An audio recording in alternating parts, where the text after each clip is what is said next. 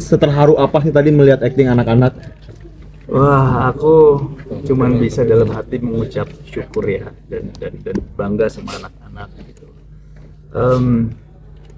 Apa ya, aku bilang sama anak-anak ini untuk sejak awal ya, pertama kali syuting untuk jangan terjebak untuk hasil akhirnya gitu. Jadi kita nikmati prosesnya. Dengan melihat hasilnya tadi kita merasa bahwa kita berproses secara benar. Karena kalau hasilnya benar, prosesnya berarti benar. Jadi nikmati sama cintain prosesnya dan mereka berhasil menurutku ya. Aku terharu karena ini cerita yang ini bukan cerita yang mudah loh, bukan cerita cintaan, bukan cerita tentang glamornya kehidupan yang banyak udah kita suka lihat lah ya.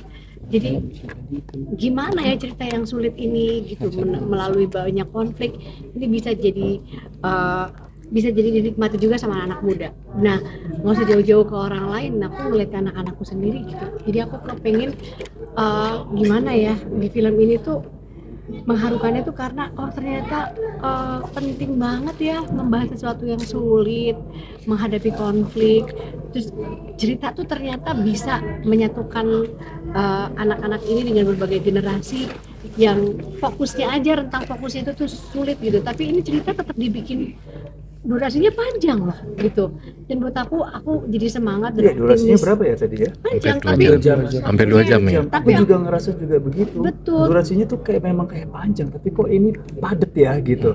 Dan memang perlu gitu. Jadi memang kita terlalu dimanja sama cerita-cerita yang menurut aku terlalu ringan, terlalu dangkal, terlalu membuat kita tuh instan maunya gitu. Tapi di sini kita benar-benar diajakin lagi untuk bikin bahwa kehidupan itu nggak semudah dan seinstan itu, dan kita diajak gimana caranya ya melewati kesulitan demi kesulitan, tapi dengan bersama-sama gitu. Jadi aku terharu karena masih ada ruang ternyata buat cerita-cerita yang relatable sama kehidupan kita yang memang jujur nggak selalu senang loh gitu, dan kita ngalamin sampai saat ini gitu kayak kesulitan ya, siapa ekonomi. Keluarga yang nggak punya masalah khusus masalah finansial pasti kan semua mengalami itu gitu kan. Kalau lihat data banyak banget yang terjebak pinjol dan sebagainya gitu.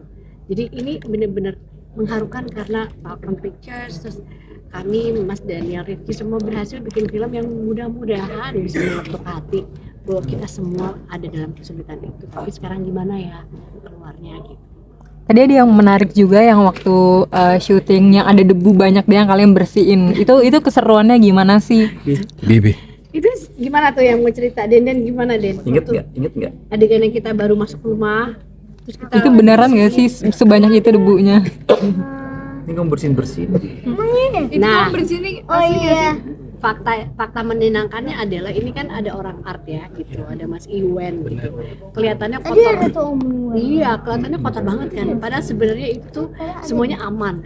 Itu tuh kayak debu-debu, tepung-tepung, dikasih kopi gitu. Itu juga Jadi, sarang laba-labanya juga sarang ya. laba-laba itu dibuat langsung pakai lem. Jadi nggak Ya, menyeramkan canggih mereka seperti bisa bikin alat dari lem terus pakai gear motor gitu terus diginiin Kreatif. kayak ini kalau gulali itu kan. Iya, Nah, kayaknya ini nanti cuman bukan harus itu. Kan pakai hair dryer, Pak. betul. Dikasih lem Itulah panas kan gitu. aku bersyukurnya di produksi ini tuh nggak main-main gitu loh, settingan buat semua artnya gitu tuh dibuat walaupun meyakinkan seperti seolah-olah itu rumahnya bobrok banget, tapi sebenarnya itu dibuat dengan kreativitas yang sehat gitu, yang bisa kita liatin prosesnya sehari-hari pada saat syuting gitu. Ya selalu ada pelajaran setiap hari yang baru gitu, set baru, terus ada hal-hal baru. Anak-anak jadi bisa main sama burung, itu kan ada burung-burung dara gitu Aku kan. pegang-pegang tiap hari. Di mana-mana ya. Iya.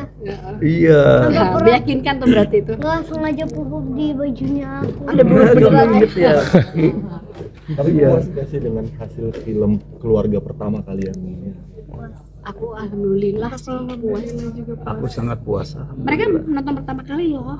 Ya, aku nonton pertama kali Bu Widi yang udah ya, karena waktu itu buat persiapan buat bikin lagu kan. Sebelum ada musik yang komplit gitu. Aku puas kenapa? Karena selalu ada ruang buat perbaikan, selalu. Yang tadi kita udah bilang ini durasinya memang panjang, tapi buat aku itu bukan kekurangan. Tapi buat aku justru itu aku optimis orang-orang penonton sekarang udah disiapkan dengan cerita yang memang perlu perlu proporsi yang sedikit gitu. Kita jangan selalu pengennya yang pokoknya duduk di bioskop pengennya seneng, pengen dihibur gitu, tapi kan kita jadi kayak aduh ini kan keluarga aku juga begini gitu. Aku pun sama gitu. Di sini memainkan skenario, tapi justru di sini aku kayak ini keluargaku banget gitu. Entah yang dulu, entah yang sekarang, tapi aku nggak bilang.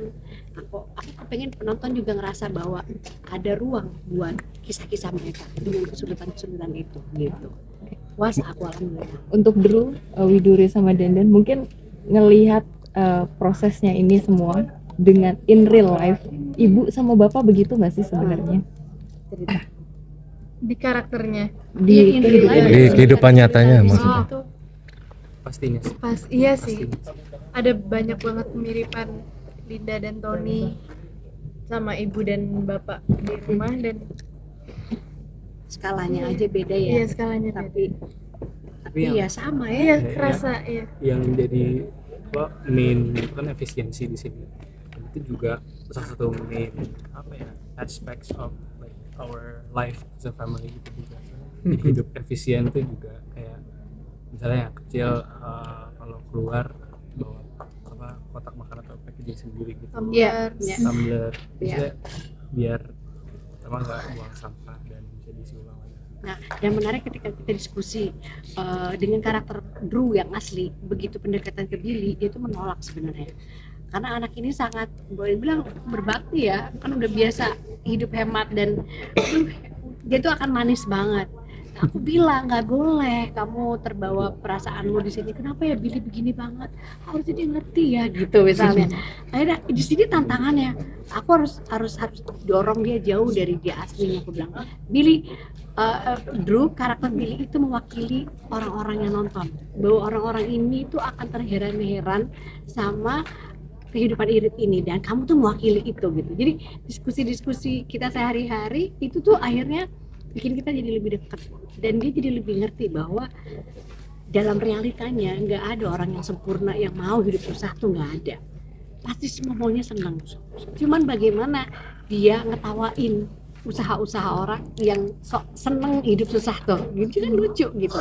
Dan ini nggak akan bisa kita bahas dengan nikmat kalau nggak ada cerita ini gitu. Justru cerita ini adalah sumber kebahagiaan kita untuk bisa jadi diskusi dan jadi punya visi dan jadi punya empati besar gitu sama orang-orang yang emang susah hidupnya. Di sini kan kita boleh dibilang pura-pura susah ya, tapi kita jadi punya empati gitu. Setelah seusai kita syuting, kita jadi bisa lebih ngobrol. Drew, orang susah tuh nggak ada yang sok nangis-nangis, semua ketawa karena ya hidupnya udah susah gitu. Jadi aku apresiasi banget usahanya Drew untuk bisa punya empati yang lebih besar, melihat lebih dekat gitu. Tapi Drew, mungkin kan kamu pertama kali bermain di film ini ya, debut ya. Ada keinginan lagi untuk kayak nggak kapok gitu kan? Kan tadi kan belajar kan agak sedikit sulit ya untuk acting debut pertama kali ini. Ada rasa ingin lebih penasaran lagi kah untuk? Ya, pastinya sih. Aku selain menjadi aktor, ini kan jadi aktor, juga ada ketertarikan dalam industri film juga sih. Membuat film juga, dan kebetulan aku di sekolah juga belajar film juga gitu.